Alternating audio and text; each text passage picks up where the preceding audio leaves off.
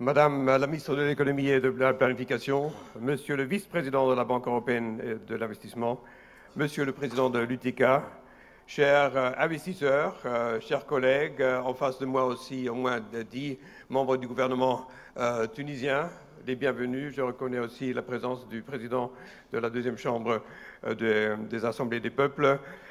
Mesdames et messieurs, vraiment je suis honoré d'ouvrir cet événement avec vous-même, Madame la ministre Guerguy Sebae, et d'enchaîner vos propos. Je vous adresse ce discours ce soir au nom du commissaire européen Oliver Varhelyi, commissaire au voisinage bien connu parmi vous, qui aurait souhaité aussi être ici aujourd'hui. Cet événement, je pense que c'est visible, cet événement en soi, c'est un investissement conjoint. Nous, l'Union européenne et la Tunisie, investissent dans notre prospérité et dans nos générations futures. Et c'est emblématique de ce matin, j'avais l'occasion, et le vice-président de la BEI va en parler certainement, de déjà signer aussi un autre accord avec la ministre de l'économie et avec la ministre de l'éducation sur un soutien au rétablissement des établissements scolaires primaires. Donc je pense que c'est auguste. La soirée où on annonce, on ouvre ce grand foire de l'investissement, qu'en même temps, ensemble avec la Tunisie comme partenaire, nous puissions afficher notre engagement aussi déjà vers les plus jeunes, donc les talents du futur, qui vont aussi être au rendez-vous certainement, y inclus sur les perspectives de croissance et d'investissement. L'Union européenne soutient ce forum dans le cadre de notre coopération bilatérale, oui c'est vrai, mais aussi conformément aux engagements que nous avons pris conjointement dans le protocole d'accord que nous avons signé l'année dernière, en juillet. Le protocole d'accord, le premier du genre dans la région, marque une étape importante dans 6 domaines clés d'intérêt mutuel, et je rappelle, stabilité macroéconomique, l'économie et commerce, l'énergie, l'approchement entre les peuples, immigration et mobilité. Et là, moins qu'un an plus tard, ce protocole a déjà engrangé des résultats concrets, substantiels. Il s'agit des éléments suivants pour donner juste quelques exemples. Donc, il y a quelques mois, on a repris des discussions pour soutenir la stabilité macroéconomique et on a versé un appui budgétaire quand même de 150 millions d'euros pour accompagner les réformes, et ça c'est mon point ici, dont certaines seront présentées aujourd'hui et demain lors de ce forum. Également, à noter, progrès en matière de promotion de l'investissement, et là notamment, grâce à ce forum conjoint destiné, vous avez entendu Madame la Ministre, à attirer les investisseurs européens et aussi outre de l'Europe, et à présenter les efforts de réforme de la Tunisie. Et cela s'accompagne de la signature de projets phares dans le domaine de l'énergie et du numérique, avec les programmes Medusa, mais aussi Elmed, que vous avez mentionné. Donc, on donnera le coup d'envoi de concrétisation demain. Demain, nous serons également témoins de l'amélioration de l'accès au financement, et ceci grâce à une nouvelle garantie soutenant à près de 170 millions d'euros auprès de la Banque européenne d'investissement et une subvention complémentaire à un prêt de 80 millions d'euros de l'AFD, et ceci afin de diminuer le risque de crédit pour les petites et moyennes entreprises. Donc encore un effort conjoint pour l'écosystème qui nous est si cher. Et enfin, nous sommes convaincus que le nouveau protocole d'accord spécifique sur l'énergie contribuera à promouvoir les énergies renouvelables et à stimuler les conditions d'investissement dans ce secteur et les technologies propres, et ça tout à fait dans l'esprit que vous avez si bien déjà évoqué, Madame la Ministre. Vous avez bien dit, le potentiel de croissance de la Tunisie dans ce secteur est certain. Et aussi avec un regard déjà vers l'avenir, nous espérons si bientôt entamer les discussions portant sur la modernisation de nos relations commerciales et d'investissement, et à votre écoute, et comme toujours à votre côté. Aujourd'hui, nous sommes ici rassemblés pour encourager l'investissement, notamment privé, en Tunisie. Et là, heureusement, nous partons déjà d'une très bonne base, ça vaut la peine de le rappeler, parce que les investissements directs étrangers provenant de l'Union européenne, quand même, représentent toujours 88% des entreprises étrangères ici en Tunisie.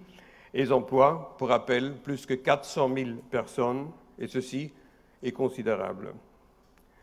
Au cours des dernières 2 années aussi, il y a eu quand même 100 nouveaux investissements européens en Tunisie, et si on calcule, créant quand même 15 000 emplois supplémentaires. Mais, vous l'avez très bien dit, et ça c'est ce qui nous réunit aujourd'hui, il y a aussi de la marge de progression, et c'est ce qui nous réunit aujourd'hui et demain dans les différents ateliers. Nous serons heureux d'entendre les autorités tunisiennes donc présenter leurs progrès en ce qui concerne les réformes économiques très attendues pour améliorer le climat d'investissement et de suivre vos propos qu'on a déjà très bien écoutés. Et c'est pour ça que vous aurez une série de panels et de thématiques présentées au cours de la journée de demain. Les investissements, rappelons-le, apportent une croissance économique durable, porteuse d'une paix et justice. C'est pour ça aussi, je le rappelle, que l'engagement de l'Union européenne est inébranlable quand il s'agit de soutenir la Tunisie dans sa quête continue d'une société plus égale et basée sur les libertés fondamentales, telles que souscrites par votre pays depuis longtemps. Et tout comme nous restons attachés à un état de droit rassurant pour citoyens et entreprises et assurant une justice indépendante et digne pour chacune et chacun. Et ces valeurs font aussi partie de l'attractivité de la Tunisie pour les investisseurs. En ce qui concerne maintenant notre coopération technique et financière avec la Tunisie, et je vais en faire bref, l'Union européenne dispose de toute une palette d'outils financiers et techniques pour soutenir à la fois le gouvernement tunisien, mais aussi le secteur privé. Elles comprennent notamment des garanties liées aux prêts des institutions financières qui réduisent les risques de ces investissements. Le programme cadre européen auquel la Tunisie participe, comme Erasmus et Horizon Europe, vous donne l'outil d'entrée aussi pour tout ce qui est innovation et recherche. Et puis, pas mal de programmes thématiques aussi qui sont soutenus.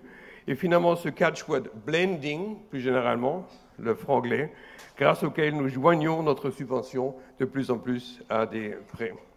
Certains, oui, de nos outils innovants, tels que les garanties, réduisent les risques liés aux investissements. Et ceci permet de mobiliser des fonds supplémentaires, parfois même jusqu'aux 10 fois la mise de départ.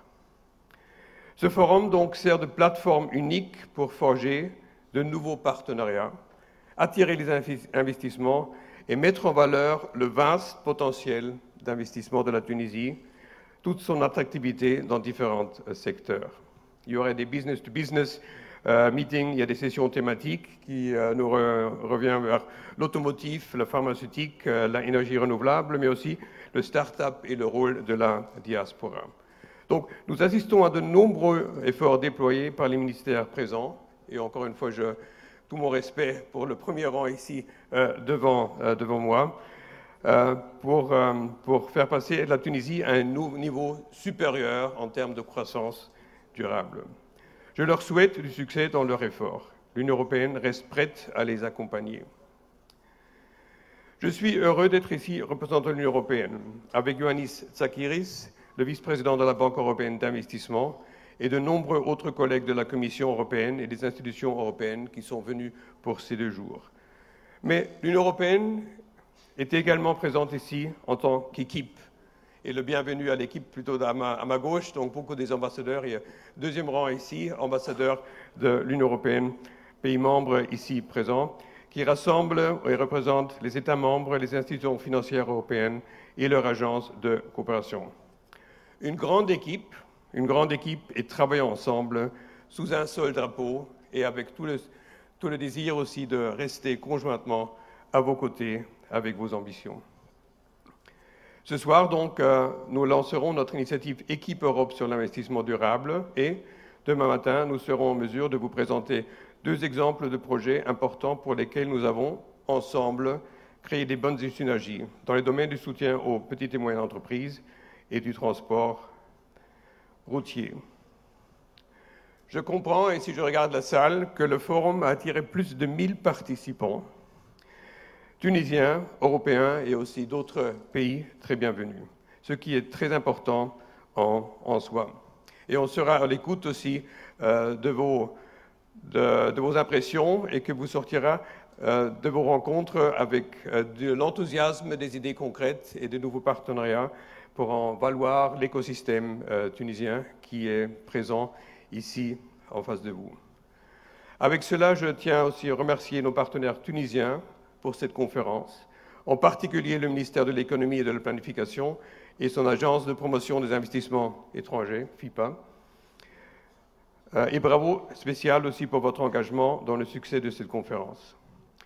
Je voudrais tout particulièrement aussi remercier brièvement les équipes de la délégation de l'Union européenne, si vous me permettez, pour l'organisation de cet événement en parfaite collaboration, et c'est ça que je voulais souligner, en parfaite collaboration avec votre ministère, Madame FIPA, à l'image, il faut dire, de notre relation fluide entre les services. Je suis heureux d'ouvrir cet événement avec vous ensemble et je me réjouis de la perspective de nos discussions, de la poursuite de notre partenariat et du succès garanti qu'aura cet événement. Merci beaucoup.